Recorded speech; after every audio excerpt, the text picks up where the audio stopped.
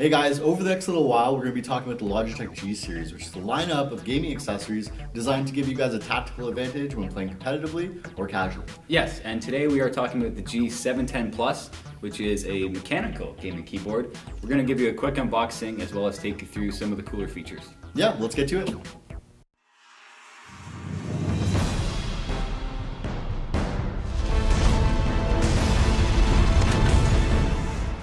Alright, let's unbox this thing. Yeah, sounds good. Oh, right out of the box, this thing looks really nice. Yeah, I've actually been typing away on this for the last 3 days or so. I'm loving it. Yeah, you've been talking about mechanical keyboards for forever. Yeah, I've been looking to pick one up for a while. Once you go mechanical, you don't really go back.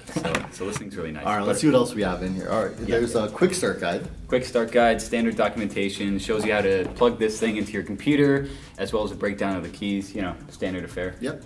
There's also a palm rest in here. Definitely necessary if you guys are having extended game periods. Indeed. So that's the box.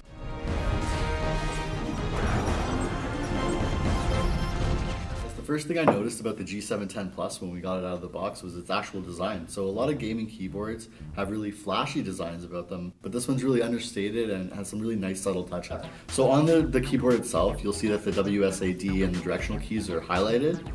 You do have your G keys on the side there. Typical media controls at the top and a really cool scroll wheel for your volume. Yeah, so it looks good. Yeah. But I think, you know, when it comes to keyboards, the most important thing is probably how it feels. For sure. And this thing feels great. It's using a Cherry MX Brown switch in each key, which means you get a slight tactile bump when you press down on each key, as well as a light click to it. I don't know if you can hear that on the camera, but it's there.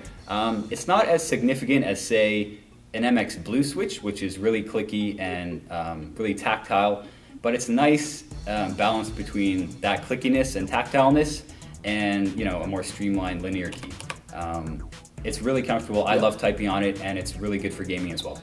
Cool. So the only other thing that I noticed on top here are the G keys. I'm a really big fan of macros. They're extremely vital when you're playing in game. So there's so many keys that we assign to all the common actions that we need to carry out in game. That's always good to have your macros easily visible and accessible. So that's what the G keys do. And from what I understand, each key is assignable up to 3 actions, which makes it really, really customizable. Yeah, it's a really simple way to put all your functions in one space. I play a lot of PC games myself, and I find myself a lot of the time forgetting which action I've assigned to which key. There's just too many to keep track of.